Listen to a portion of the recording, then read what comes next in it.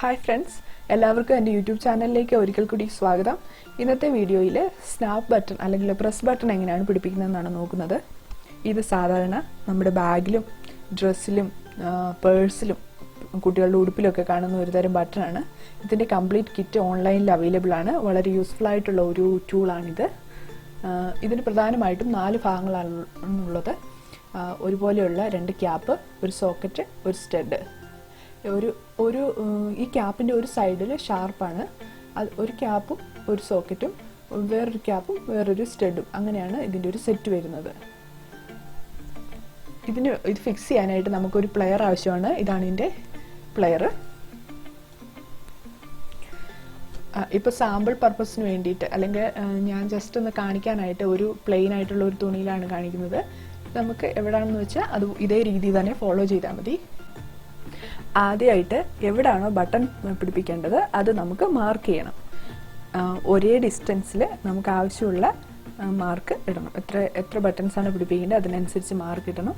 ഇത് ഒരേ ഡിസ്റ്റൻസിൽ മാർക്ക് ചെയ്യണം. പിന്നെ ഓപ്പൺ സൈഡിൽ നിന്നും ഒരേ ഡിസ്റ്റൻസ് കീപ്പ് ചെയ്യണം. ഇതിപ്പോൾ ഓപ്പൺ സൈഡിൽ നിന്ന് ഒരു 1/2 ഇഞ്ച് ഡിസ്റ്റൻസിലാണ് ഞാൻ മാർക്ക് ചെയ്തിരിക്കുന്നത്. ഒരു സൈഡ് തുണിയിൽ പിടിപ്പിച്ചിട്ട് നമ്മൾ 2 സൈഡും കൂടെ ചേർത്ത് വെച്ചിട്ടാണ് ചെയ്യുന്നത്.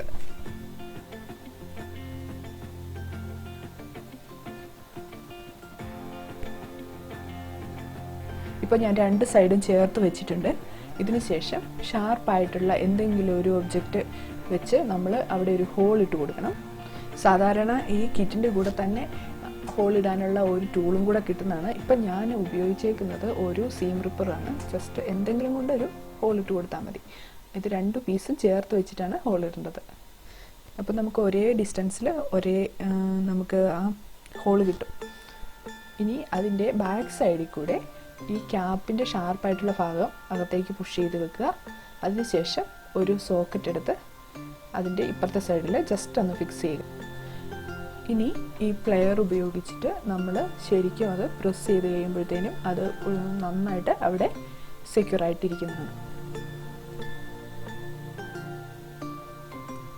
ഇപ്പോൾ നോക്ക്, ഒരു തരത്തിൽ പോലും അത് പുറത്തേക്ക് നമുക്ക് എടുക്കാൻ പറ്റത്തില്ല.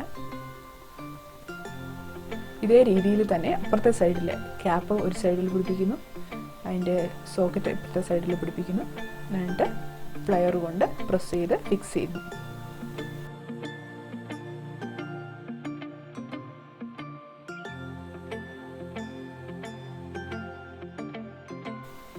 ഇനി നമുക്ക് സെക്യൂർ ചെയ്യാൻ ഉപയോഗിച്ചിരുന്ന പിന്നെല്ലാം എടുത്ത് മാറ്റിയിട്ട് ഇത് 2ഉം കൂടെ ചേർത്ത് പ്രസ് ചെയ്ത് കഴിയുമ്പോഴത്തേക്കും നമ്മുടെ ബട്ടൺ റെഡി ആയിട്ടുണ്ട്.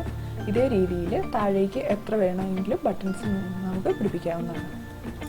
ഇതിലൊരു കാര്യം മാത്രമേ ശ്രദ്ധിക്കാനുള്ളൂ. ഈ പ്ലെയറിൻ്റെ ബ്ലാക്ക് ആയിട്ടുള്ള ആ ഭാഗം അത് ഒരു ഇച്ചിരി കർവ്ഡ് ആയിട്ടുള്ളതാണ്. അവിടെയാണ് നമ്മൾ ക്യാപ്പ് വെക്കേണ്ടത്.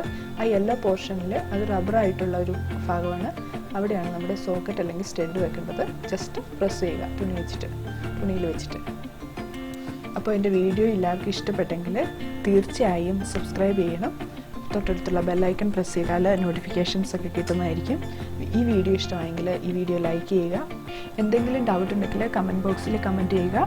തീർച്ചയായും ഞാൻ അതിന് റിപ്ലൈ ചെയ്യുന്നതായിരിക്കും.